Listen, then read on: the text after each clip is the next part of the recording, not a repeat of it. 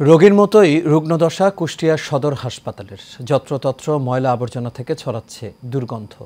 ব্যবহার অনুপযোগী হয়ে পড়েছে বাথরুম।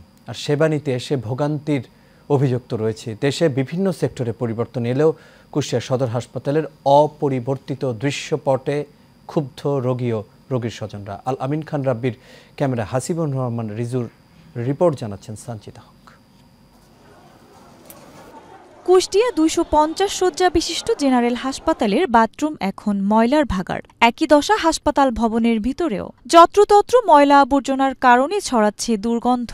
সুস্থ হতে এসে উল্টো অসুস্থ হওয়ার শঙ্কায় রোগী ও রোগীর স্বজনরা।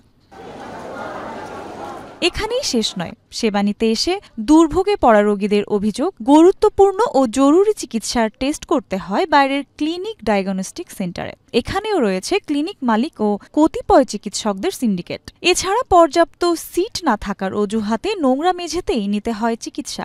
অনেক সময় হাসপাতালে চিকিৎসক না থাকার অভিযোগ করেন কেউ কেউ। বলছে ডাক্তার নেই।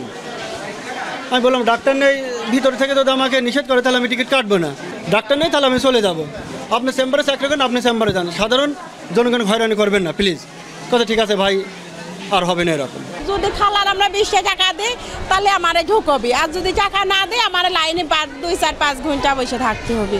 বেড পাইনি, ভিতরে জায়গা নাই, ডাক্তার এখানে দিল।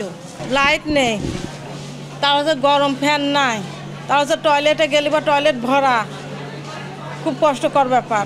যদিও হাসপাতালের তত্ত্বাবধায়কের দাবি, প্রয়োজনীয় পরীক্ষাগুলো হাসপাতালেই করা হয়। যদি কেউ সিন্ডিকেট করে রোগীদের বাইরে পরীক্ষার জন্য পাঠায় তবে তার বিরুদ্ধে তদন্ত করে ব্যবস্থা নেওয়া হবে বলেও জানান তিনি। আমাদের এখানে ল্যাবরেটরির ফ্যাসিলিটিস আছে, তাদেরকে আমরা এখানে ল্যাবরেটরি ফ্যাসিলিটিস যে সব পরীক্ষা নিরীক্ষা এখানে করা হয় সেই অনুযায়ী এখান থেকে তাদেরকে সেবা দেওয়া হয়। সবসময় আমরা বলি আমাদের হসপিটালে যে সাপ্লাই ওষুধ আছে সেইটা দিয়ে চিকিৎসা দেওয়ার জন্য এখানে পরীক্ষা নিরীক্ষা করার জন্য বলা হয়।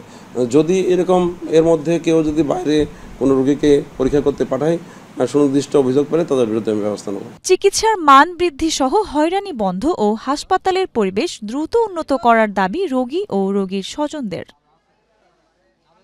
সানজিদা হক, এশিয়ান টেলিভিশন।